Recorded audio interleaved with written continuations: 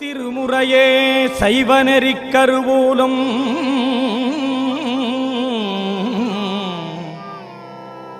திருமுறையே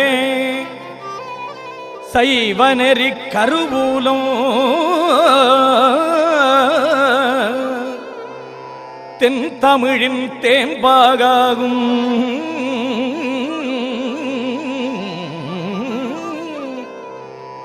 திருமுறையே கயிலையின்கண் சிவபெருமான் செவி மடுத்த செந்தமிழ் வேதம்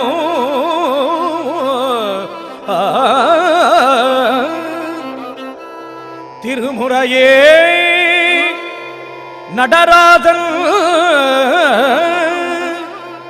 நடராசன் கரம் வருந்த எழுதிய அருள் தெய்வ நூலா திருமுறையே சொக்கேசன்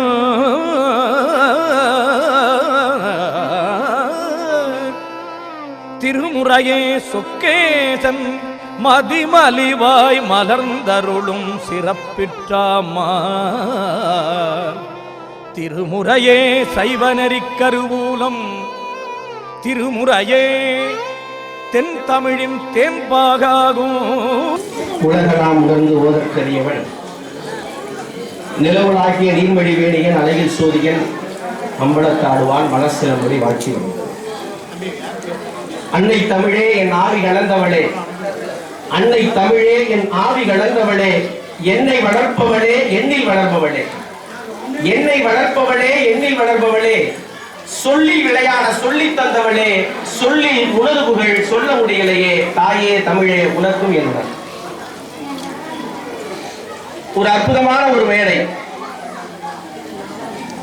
ஒரு மனிதன் மகிழ்ச்சியாக இருக்க வேண்டும் என்று சொன்னால் இரண்டு விடயங்கள் நடந்து கொண்டே இருக்க வேண்டும். ஒன்று, நல்ல நூல்களை வாசிக்க வேண்டும். இப்பதான் ஐயாவுடைய திருக்கரங்களால் ஒரு நல்ல நூல் ஒன்று என்று நமக்கு எல்லாம் கிடைச்சிருக்கு. திருவடிக்குடில் சாமிகள் நூலினை பற்றி அற்புதமாக நிறைய சொன்னாங்க. ஒரு வீட்டுல இந்த மக்களுக்காக நான் சொல்லணும் அப்படின்னு நினைக்கிறேன். எந்த ஒரு செய்தியும் ஒரு எளிய மக்களை சென்றடைய வேண்டும், அதுதான் நம்முடைய நோக்கமாக இருக்கும். ஒரு வீட்டுல தாத்தா ஊசியில நூல் கோத்துட்டு இருந்தார். பேரன் இங்க வந்து கேட்டான், தாத்தா தாத்தா என்ன பண்ற அப்படின்னு கேட்டான். ஊசியில நூல் கோத்துட்டு இருக்கேன் அப்படின்னா, நீ 10 நாளாலும் கோக்க முடியாது உன்னால அப்படின்னு தான் பேரன். ஏடா அப்படி சொல்ற அப்படின்னா, ஊசி கீழே விழுந்து ரொம்ப நேரம் ஆச்சு, நீ வெறுங்கையிலேயே கோத்துக்கிட்டு இருக்கிற. அப்பா அப்படின்னா நீ கோத்து விடுற அப்படின்னா, ஊசியில எப்படி தாத்தா நூல் கோக்குறது அப்படின்னு பேரன் கேட்டான். தாத்தா சொன்னார், ஊசிக்கு ஒரு காது இருக்கு. ஊசிக்கு எது தாத்தா காதுன்னா, ஊசிக்கு ஒரு துளை இருக்கு பத்தியா, அதான்டா காது. அது வழியாட்டி இந்த நூலை நாம செலுத்தணும்டா அப்படின்னா, செலுத்தினா என்ன ஆகும் அப்படின்னு கேட்டான். ஊசிக்கு தாத்தா அழகா சொன்னார், ஊசிக்கு ஒரு காது இருக்கு, அந்த காது வழியாட்டி நூலை செலுத்தணும்னு சொன்னா கிழிந்து போன துணிகளை தைக்கலாம். ஊசிக்கு ஒரு காது இருக்கிறது, அந்த காது வழியாட்டி நூலினை செலுத்தினால் கிழிந்து போன துணிகளை தைக்கலாம். நமக்கு இறைவன் 2 காதுகளை அளித்திருக்கிறான்.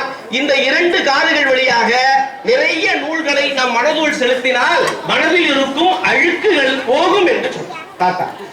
அற்புதமான ஒரு நூலை இன்று ஐயா அவர்கள் தந்திருக்கிறார். அவருக்கு திருமூல நாயனாருடைய பரிபூர்ண அருள் என்றென்றும் உண்டு. அடுத்து 2வது என்ன அப்படின்னு சொன்னா, நற்சொல் கேட்டல், நல்ல வார்த்தைகளை கேட்டுக்கொண்டே இருக்கும். இந்த 2 தான் நம்ம மனித வாழ்க்கையில நம்ம அடுத்த கட்டத்திற்கு எடுத்துக்கொள்ள செல்ல வேண்டிய விடயம். நல்ல அந்த பையன் பேசுறத பார்த்தா எனக்கே ஒரு பயம் வந்துருச்சு, நாம எப்படி பேச போறோம். அவரு ஐயா இங்கேயே பார்த்துட்டு இருந்தார். அவருடைய பணியை செஞ்சுக்கிட்டு அந்த பையன் பேசுறத அப்பப்ப கவனிச்சுக்கிட்டே இருந்தார். ஒரு ஏழை விவசாயி காலையில தன்னுடைய பணிகளை எல்லாம் முடித்துட்டு அப்படியே சாயந்தரம் வீட்டுக்கு வர வழியில ஒரு கோயில்ல ஒரு பெரியவர் உபன்யாசம் பண்ணிட்டு இருக்கிறார். இவருக்கு என்னமோ பிடிச்சு போயிடுச்சு. அப்படியே பக்கத்துல உட்கார்ந்து கேட்டுட்டு அப்புறம் வீட்டுக்கு போனார். போன உடனே வழக்கம் போல மனைவி, ஏங்க லேட்டு? இல்லம்மா, இன்னைக்கு ஏதோ கோயில்ல யாரோ ஒருத்தர் பேசிட்டு இருந்தார், நான் கேட்டுட்டு வந்தேன். என்ன பேசினா சொல்லுங்க அப்படின்னாங்க. எனக்கு என்ன பேசுறாருன்னு தெரியலம்மா, நல்லா இருந்துச்சு. போங்க வேஸ்ட். நீங்க மறுநாள் பேழையை முடிச்சுட்டு வர, உபன்யாசம் நடக்குது, கேட்கிற, தாமதமா வீட்டுக்கு வர, மனைவியுடைய சேம் டைலாக். எங்க போனீங்க? இன்னைக்கு கோயில்ல யாரோ ஒருத்தர் பேசிட்டு இருந்தாருமா, நல்லா இருந்துச்சு கேட்டவங்க. என்ன சொன்னார்? இன்னைக்காவது உங்களுக்கு விளங்குச்சா? ஒண்ணு விளங்கணும். போங்க நீங்க வேஸ்ட். மூணாவது நாள் இதே மாதிரி வந்தோன்னா அந்த அம்மா கோவம் வந்துருச்சு. இவருக்கு அதை புரிய வைக்கணுமே அப்படின்னு சொல்லிட்டு என்ன பண்ணிச்சு அந்த அம்மா, பழனியில சல்லடை இருக்குல்ல அதை எடுத்துவாங்க அப்படின்னு. இவர் பழனி மேல போய் சல்லடை எடுத்துட்டு அப்படியே கிட்ட வந்தார். போய் தண்ணி பிடிச்சிட்டு வாங்க இருந்துச்சு. இவர் பிடிச்சார். சல்லடை எப்ப தண்ணி பிடிக்கிறது பிடிச்சி கொண்டு வந்தார். மனைவி சொல்றத கேட்கிறார். என்ன மாதிரி கொண்டு வந்துட்டு நேரா கொண்டாந்து காட்ட, தண்ணி இருக்கா? இல்ல. இதான் நீங்க கேட்டது, ஒண்ணுமே இல்ல பாருங்க. திருப்பி போய் பிடிச்சிட்டு வாங்க. இது ரெண்டாவது நாள், ஒண்ணு இல்ல பாருங்க. பாத்தீங்களா? இப்ப நீங்க கேட்டு வந்து உங்க மனசுல எதுவுமே இல்ல, பதியவே இல்ல, அவங்க என்ன சொல்றனே புரியல, வேஸ்ட் தானே அப்படின்னா. ஆமாமா வேஸ்ட் தான். ஆனா நீ ஒண்ணு புரிஞ்சுக்கோமா, பழனியில இருந்து நான் அந்த சல்லடை எடுத்து வந்த பத்தியா, அப்ப அது தூசியும் துரும்புமா இருந்துச்சு, ஒரு அழுக்கு படிந்த நிலையில இருந்துச்சு. ஒவ்வொரு நாளும் நான் நீ சொன்ன போய் கழுவிட்டு வந்த பத்தியா, இப்ப தண்ணி இல்ல, ஆனால் அந்த சல்லடை தூய்மை அடிச்சு பத்தியா. அதுபோல் அவர் என்ன பேசினார் என்று எனக்கு தெரியாது, ஆனால் என்னுடைய உள்ளம் ஏதோ ஒரு நல்ல நிலைக்கு சென்று கொண்டிருக்கிறது மட்டும் எனக்கு தெரியும் என்றார். அதுதான் ஆன்மீகம். அந்த பேச்சை தான் நாம கேட்கணும். ஆக இந்த ரெண்டு நல்ல விஷயங்களை இன்று நான் இந்த சன்னதியிலே பார்க்கல, எனக்கு மிக்க மகிழ்ச்சி. இந்த பூமியை ஐயா திருவடிக்குள்ள சாமிகள் சொன்னார், இந்து சமூக நீதி எல்லாம் சொல்லி நம்ம எல்லாம் சொல்றாங்க. இந்தியாவினுடைய அடையாளமே ஆன்மீகம் என்பதை நாம் உணர்ந்து கொள்ளணும். இந்த உலகத்திற்கு ஒளியை, வெளிச்சம், பல்பை கண்டுபிடிச்சது தாமஸ் ஆல்வா எடிசன் என்கிற அமெரிக்காக்காரர். நம்ம வீட்டுல பல்பு போடுறோம்ல, லைட் எரியுது இல்ல, அதை கண்டுபிடிச்சது யாருன்னா அமெரிக்கா நாட்டில் இருக்கக்கூடிய தாமஸ் ஆல்வா எடிசன். ஆனா அந்த நாட்டில் அவருக்கு ஒரு சிலை கிடையாதுங்க. பாராளுமன்றத்துல ஒருத்தருக்கு சிலை ஒன்று வைத்திருக்கிறார். அமெரிக்காவுடைய பாராளுமன்றத்தில் ஒரு சிலை ஒன்று வைத்து கீழே ஒரு குறிப்பு ஒன்று எழுதியிருக்கிறார். என்ன தெரியுமா எழுதியிருக்கிறாங்க? கிழக்கில் தோன்றிய ஆன்மீக ஞான ஒளி என்று ஒருவருடைய சிலையை வச்சு கீழே எழுதியிருக்காங்க. அந்த வார்த்தை தான் முக்கியம். கிழக்கில் தோன்றிய ஆன்மீக ஞான ஒளி. யார் தெரியுமா? அவர் விவேகானந்தருடைய சிலையை எழுதி வைத்திருக்கிறார். நமக்கு இல்லாத பெருமை, நம்முடைய பெருமையே என்ன என்று சொன்னால் ஆன்மீகம் தான். இது ஆன்மீகம் சார்ந்த பூமி என்பதை நாம் மறந்துவிடுவோம். ஒரு வரலாற்று உங்களுக்கு தெரியுமா? மருது சகோதரர்கள் வெள்ளையனை எதிர்த்து போராடணும். அவளை எப்படியாவது தன்னுடைய கைப்பிடிக்க கொண்டு வர வேண்டும் என்று ஏகாதிபத்திய அரசு, ஆங்கிலேய அரசு நினைச்சது. வரல. கடைசியா ஒரே ஒரு எச்சரிக்கை மணி மருது சகோதரர்களுக்கு விடுத்தது. என்ன தெரியுமா? இன்று மாலை சரியாக 6 மணிக்குள் மருது சகோதரராகி நீங்கள் சரணடையவில்லை என்று சொன்னால் காளையார் கோவில் இருக்கிறது அல்லவா, அதனுடைய ராஜகோபுரம் தகர்க்கப்படும் என்று சொன்ன மாத்திரத்தில் இருவரும் ஓடி அடித்து வந்து ஆங்கிலேயர்கள் தன்னுடைய உயிரை தந்தார்கள் என்று சொன்னால் இந்த பூமி, இந்த நாட்டை ஆண்ட மன்னர்கள் அத்துணை பேரும் கோயிலையும் குடிமக்களையும் தாங்கி பிடித்தார்கள் என்பதுதான் உண்மை, மறுக்க முடியாத உண்மை. அதே மருது சகோதரர்கள்ட்ட அவருடைய வாழ்க்கையில நடந்த ஒரு உண்மை விடயம் நமக்கெல்லாம் தெரியாதுமா, நம்மளா தெரிஞ்சுக்கணும் அந்த விஷயங்கள் எல்லாம். ஒரு மிகப்பெரிய ஒரு தேர் செய்யணும்னு நினைச்சாங்க. காளையார் கோயிலுக்கு மிகப்பெரிய ஒரு ரதம் செய்யணும்னு ஆசைப்பட்டாங்க. உடனே குப்பமுத்து ஆசாரி அப்படிங்கிறவர் தான் மிகப்பெரிய தேர்ச்சி பெற்ற கலைஞர், ஆசாரி தேர் செய்யறதுல. அவருடைய வீட்டினுடைய வாசலுக்கு மருது சகோதரர் போய் நின்னா, நீங்க என்ன பண்ணணும் அப்படின்னா எனக்காக ஒரு அழகான ஒரு ரதம் தேர் ஒன்று செஞ்சு தரணும் அப்படின்னு மருது சகோதரர் கட்டளை போட்டான் குப்பமுத்து ஆசாரி. குப்பமுத்து ஆசாரி சொன்னார், நான் இப்பொழுதெல்லாம் என்னுடைய தொழிலை விட்டுட்டப்பா, நான் செய்யறது இல்லை வாங்க அப்படின்னா. யாரை எதிர்த்து? ஒரு மன்னனை எதிர்த்து. ஏன்னு கேட்டாங்க, ஆங்கிலேய ஏகாதிபத்திய அரசு நம்மளுடைய கடை கூடங்களை எல்லாம் சிதைத்து விட்டன, அதனால எனக்கு மனசு ரொம்ப கஷ்டமா இருக்கு, நான் செய்ய மாட்டேன். இல்ல எங்களுக்காக நீங்கள் செய்தாக வேண்டும் என்று மருது சகோதரர்கள் கட்டளை போட்டாங்க. உடனே குப்பமுத்து ஆசாரி என்ன பண்ணார், நம்ம ஜோசியம் பார்ப்போம்ல, இந்த சோழியை உருட்டி பார்க்கறதுன்னு சொல்லுவாங்க, அதை போல சோழி உருட்டி பார்த்துட்டு சொன்னார், என்னால முடியாது அப்படின்னு மீண்டும் இருக்கிறார்.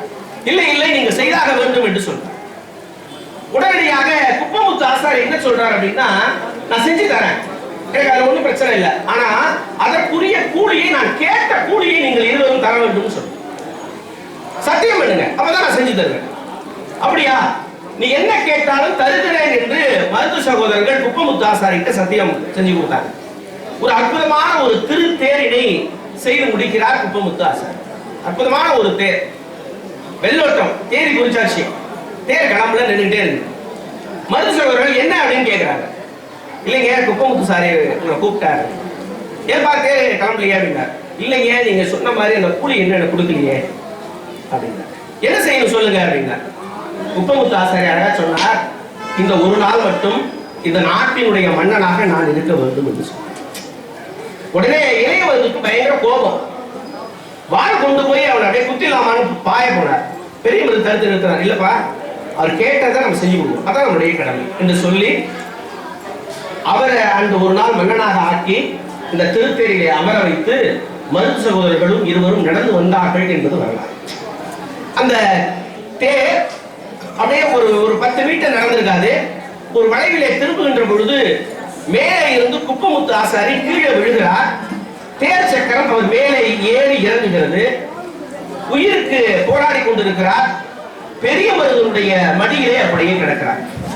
பெரிய மருது மடியில் அப்படியே கிடக்கிறார். பெரிய மருது கேட்கிறார், என்னாச்சுப்பா என்னாச்சு அப்படிங்கிறார். அப்பதான் குப்பமுத்து ஆசாரி ஒரு உண்மையை சொன்னார்.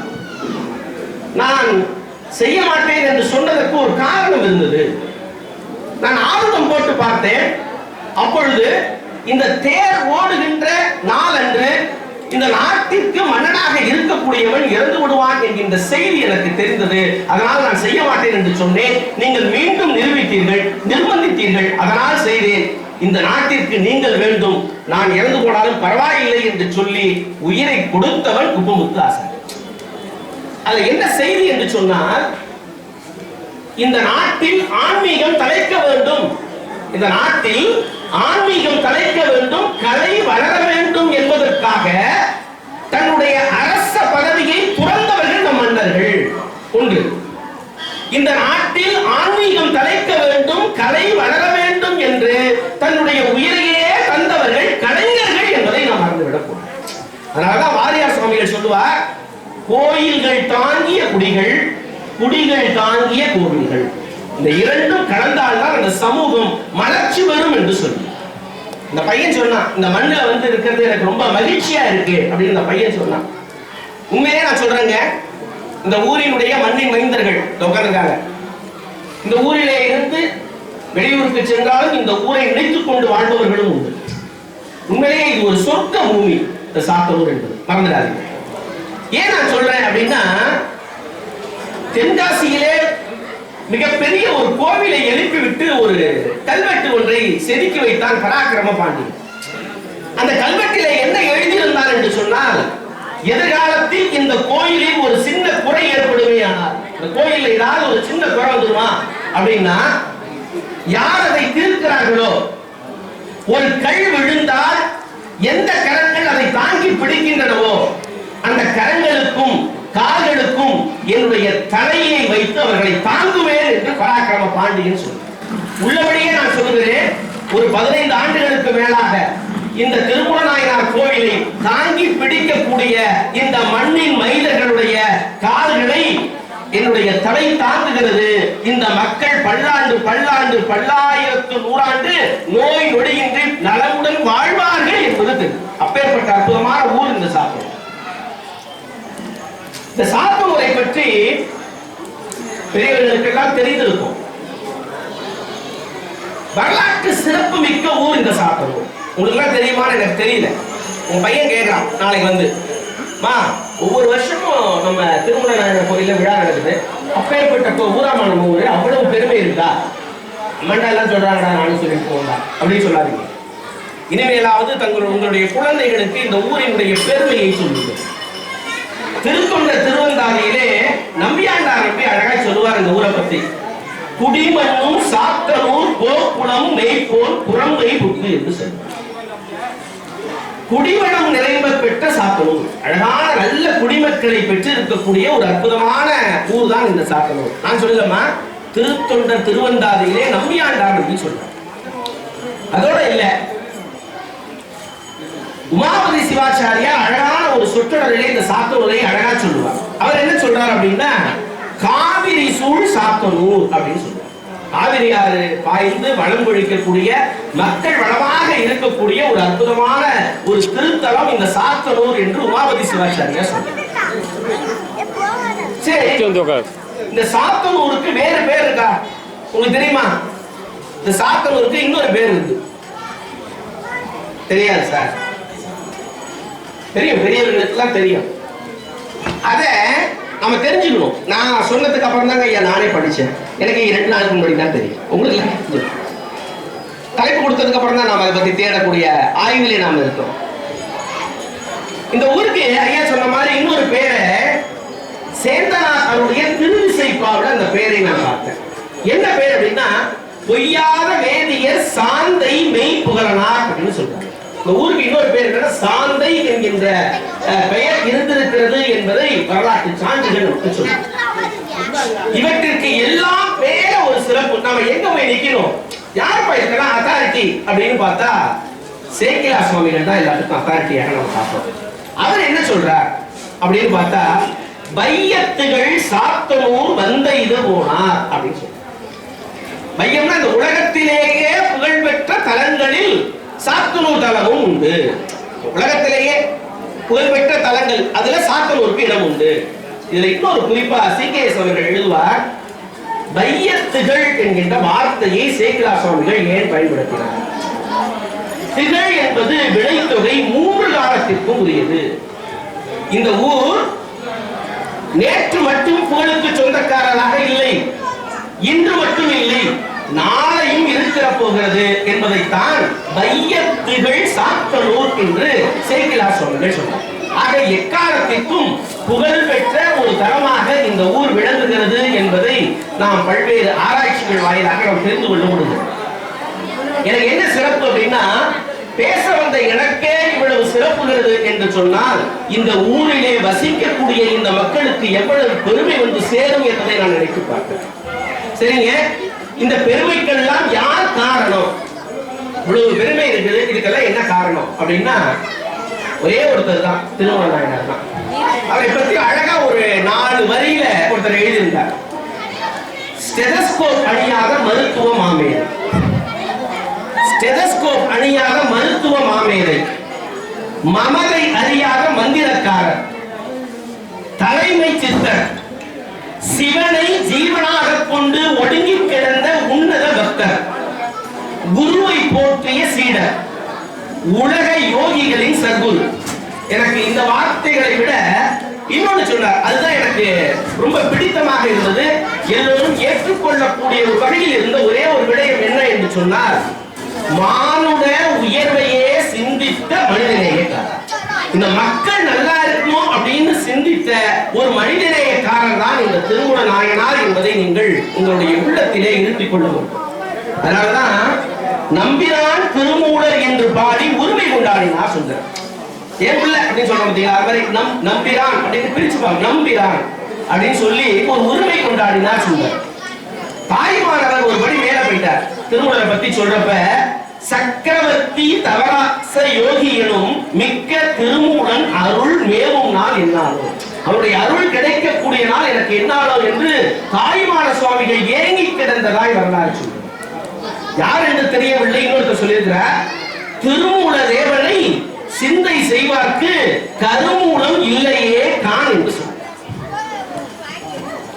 சேக்கிழார் என்ன சொல்றார், நந்தி அருள் பெற்ற நான்மறை யோகி. நாமெல்லாம் நந்தி என்று என்ன சொல்லுவோம்னா, யாராவது குறுக்க வந்து நின்னா அவன் நந்தி மாதிரி நிற்கிறான் அப்படின்னு சொல்லுவோம். நந்தியினுடைய அருமை பெருமை தெரியாதவர்கள் தான் அப்படி சொல்லுவார்கள்.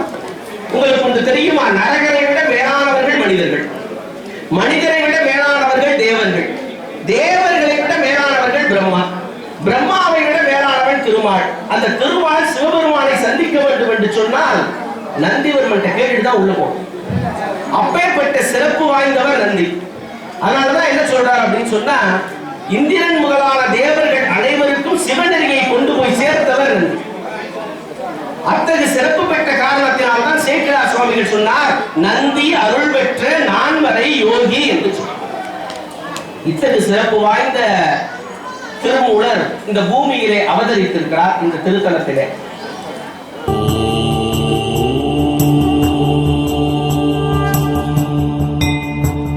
சிவய நமய நம சிவம சிவய நமய நமசி நம சிவய சிவய நமய நம சிவம சிவய நமய நமசி நம சிவய